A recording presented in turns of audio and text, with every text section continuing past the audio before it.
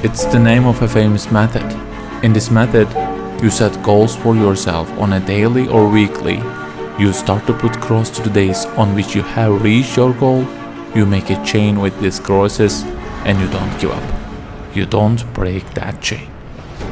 But we have a problem.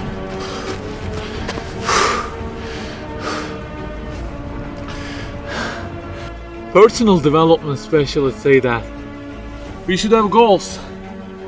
You know, they say like, don't sleep more than 6 hours, learn a language, finish a book every week, don't stop, always run, don't give up on your dream, don't break the chain.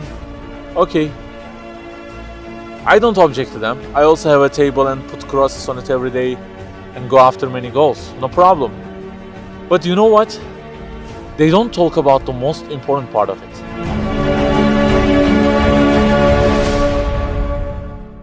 Let me give you a simple mathematical example. Try to imagine that you are adding numbers, and imagine that the numbers you have added up to this year is, for example, 35 in total, and you start from this year. For example, you will add 4 in this year, and then add 8 in next year, and it goes on. And there is an unknown time which counts down, and when it ends, you can't add any other number. Okay, you start the addition. Plus 4, plus 8, plus 7, plus 3. You add ambitiously, you keep adding and adding. Plus 6, plus 5, and okay, they say time is over. Then you realize that you have added the numbers into a giant parenthesis, and there is a zero multiplication at the end of it. It wipes out all the numbers you have added all those years, and the result becomes 0. Of course, you are disappointed. All your efforts have been wiped out by the 0. A regret arises inside of you. You say, I wish I had seen the whole picture at the beginning and realized that 0 and changed it with 1 before I started the addition. I think you got the point. Okay, guys, you may have goals for this year and afterwards. Learning a language, finishing a book every week, increasing your monthly income to $15,000, not sleeping more than 6 hours, etc. But for what? For what do we set goals exactly? Why don't we break the chain? If it is just for a more comfortable or a more respectable life, remember that all this will already be 0 with death. The death will wipe out all of them. The person who knows English will be equal with the one who doesn't know. The one who earns more will be equal with the one who earns less. The one who can reach his goals will be equal with the one who can't. So, if at the end of it, the death will 0 everything, so what is the meaning of adding more numbers with an ambition? It just increases the degree of the disappointment that you will feel. So the logical thing is seeing the whole picture at the beginning. In this life journey, which will end in an unknown time, my first job must be to prevent death from being 0. Well, can I really prevent death from being 0?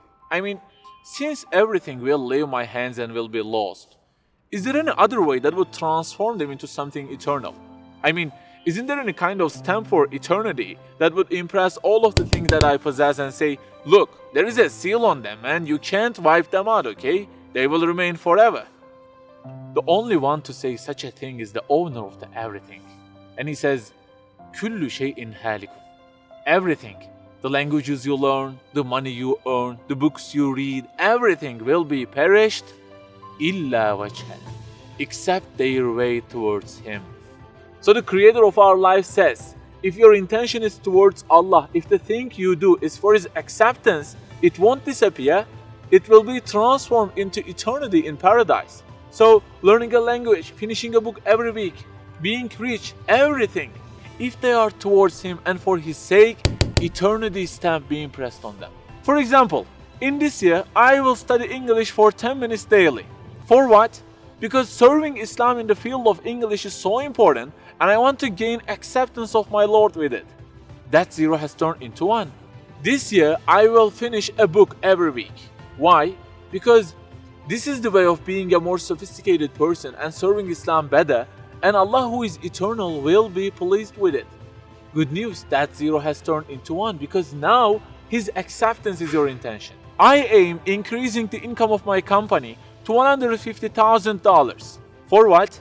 Because I will spend that money on spreading the message of the Quran to the whole world and the publications that would please Him. you have exterminated the zero because now your goal is towards him.